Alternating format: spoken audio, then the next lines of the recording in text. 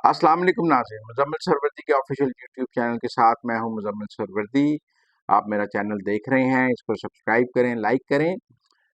आज हम ज़्यादा बात अमेरिका के हवाले से करेंगे। पाकिस्तान के army chief field marshal Asim Munir जो हैं वो अमेरिका के दौरे पे जा रहे हैं, उसकी तफसीलात हम सामने ले आए हैं। हफ्ते वाले दिन यानी कि 14 जून को अमेरिका में अमेरिकी फ़ौज की 250वीं सालगिरह मनाई जा रही है और उसके मौके पर ट्रंप ने एक बहुत बड़ी परेड का इनेकाद किया है, जिसके लिए वाशिंगटन में टैंक और जैसे हमारे यहाँ भी अक्सर 23 मार्च की परेड होती है या मुख्तलिफ ममालिक अपनी यौम आज़ादी पर या किसी और अहम त्यौहार पर परेड करते हैं। अमेरिका में इसका रवाज नहीं था, लेकिन ट्रंप ने इस परेड का इनेकाद किया है और आर्मी चीफ इस परेड के मौके पर अमेरिका जा रहे हैं और 14 जून को वो इस परेड में मौजूद होंगे। इस परेड में अमेरिका ने अपने इत्तेहादियों के जो फौजी अफसर आला फौजी अफसरान हैं उनको बुलाया है। मुख्तलिफ ममालिक के जो उनके इत्तेहादी ममालिक हैं उनके आर्मी चीफ्स को बुलाया है, उसमें पाकिस्तान के आर्मी चीफ को भी बुलाया है। कहा जा रहा है कि इसके बाद जितने ये फॉरेन डिग्नेटरीज हैं इनके लिए व्हाइट हाउस में एक डिनर भी होगा, वहाँ पे डोनाल्ड ट्रंप इन सबको मिलेंगे, तो वहाँ जनरल आसिम मुनीर की डोनाल्ड ट्रंप से मुलाकात भी हो सकती है। बाकी मुलाकातों पे हम आपसे कर चुके हैं। अमेरिका और चीन के दरमियान टैरिफ एग्रीमेंट हो गया है।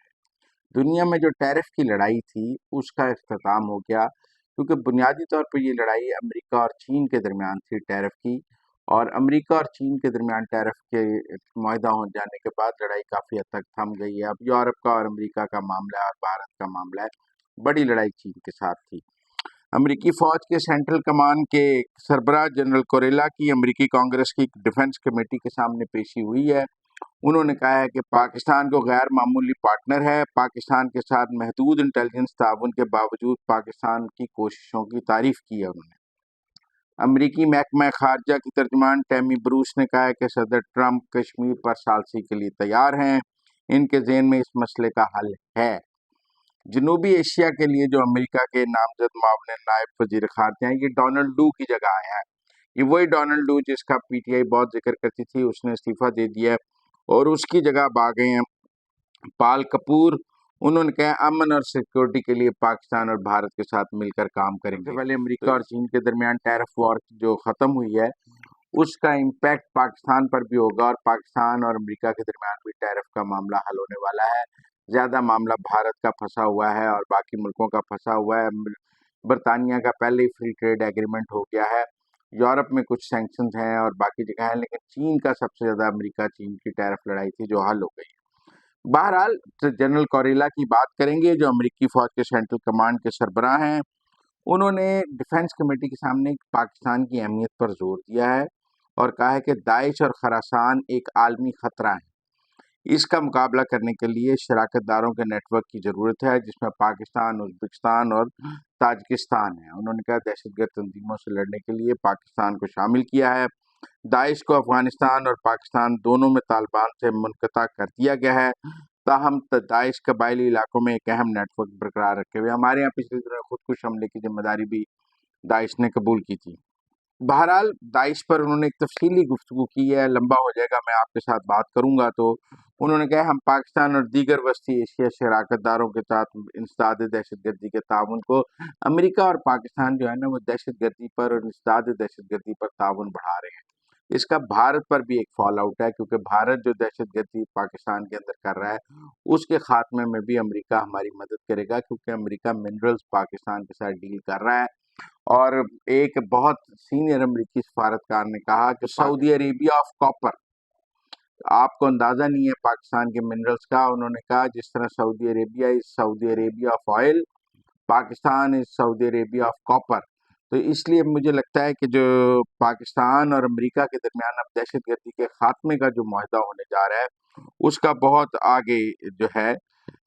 उन्होंने कहा पाकिस्तान के साथ एक गैर मामूली शराकतदारी है और इंटेलिजेंस की फराहम करने का ज़रिया, और इस सारे पर उन्होंने एक तफसीली डिफेंस कमेटी को ब्रीफिंग दी है, बहुत लंबी है, इसमें सवाल जवाब है और उन्होंने हर सवाल के जवाब में पाकिस्तान को डिफेंड किया है, जो अपनी जगह बहुत अहम है। नहीं तो पहले अमेरिकी एहलकार जो है वो पाकिस्तान के बारे में नेगेटिव बात करते रहते थे।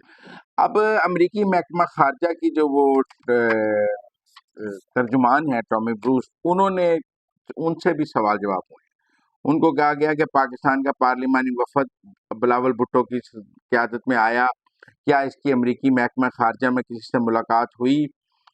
تو مس بروس نے کہا کہ میں آپ کو بتا سکتی ہوں کہ محکمہ خارجہ کے حکام بشمول انڈر سیکرٹری برائے سیاسی امور اور ایلسن ہیکر نے پاکستانی پارلیمانی وفد سے گزشتہ ہفتے واشنگٹن میں ملاقات کی تھی اور اس میں دہشت گردی اور تعاون۔ مس بروس نے اس بات پر بھی کہا کہ بھارت اور پاکستان کے درمیان جنگ بندی کے بعد صدر ٹرمپ نے بھارت کے زیر انتظام کشمیر کے معاملے پر ثالثی کی پیشکش کی ہے۔ ہم کسی قسم کے فالو اپ کی توقع کر رہے ہیں۔ اسٹیٹ ڈپارٹمنٹ کیسے آگے بڑھے گا؟ کیا دونوں ملکوں کی قیادت کو مدعو کیا جائے گا یا کشمیر پر اقوام متحدہ کی سلامتی کونسل کی قرارداد کی حمایت کی جائے گی؟ انہوں نے کہا کہ مجھے نہیں پتا ٹرمپ کے ذہن میں کیا ہے، لیکن میں یہ جانتی ہوں کہ صدر ٹرمپ کے ذہن میں کشمیر کا کوئی حل موجود ہے، تو وہ حل ابھی ان کے ذہن میں ہے، ہم اس پہ نہیں کہا۔ لیکن ٹیکنیکلی میں آپ کو بتاؤں، وزارت خارجہ کی بریفنگ میں آپ کو یاد ہے وہ ایک جرنلسٹ ہے جلیل افریدی صاحب، جو ہر دفعہ اٹھ کے عمران خان کا سوال کرتے تھے، ہر دفعہ اٹھ کے عمران خان کا سوال کرتے تھے، اور ان کو اور کوئی کام نہیں تھا سوائے عمران خان کا سوال کرنے کے۔ ان کو بریفنگ میں سے نکال دیا گیا، ان کو انہوں نے کہا اب آپ نے سوال کیا نا تو اٹھا کے باہر پھینک دیں گے، اور وہ خود ہی بڑ بڑ کرتے ہوئے چلے گئے۔ سمجھے ان کو بالکل وہاں سے شٹ اپ کال مل گئی عمران خان کے سوالات کی جو شروع کیے ہوئے تھے۔ باقی جو ڈونلڈ ڈو کی جگہ معاون نائب وزیر خارجہ آئے ہیں، یہ بھارتی نژاد ہیں، پال کپور، اور ان کو بھارت سے بہت امیدیں ہیں۔ پال کپور کو پاکستان کا مخالف بھی سمجھا جاتا ہے، انہوں نے ایک کتاب بھی لکھی ہے جہاد اینڈ گرینڈ اسٹریٹجی، لیکن امریکہ میں اپنی تقرری کے جو توثیق کے لیے وہ پیش ہوئے ہیں تو انہوں نے بھارت کی سائیڈ نہیں لی۔ ان کے بارے میں ایک اوپینین یہ ضرور موجود تھی کہ وہ پرو انڈیا ہیں، ان کی کتاب بھی موجود ہے، لیکن آج جب وہ سینٹ کے سامنے اپنی توثیق کے لیے پیش ہوئے تو انہوں نے پرو پاکستان بات کی ہے اور نئی دلی کو کافی مایوس کیا ہے۔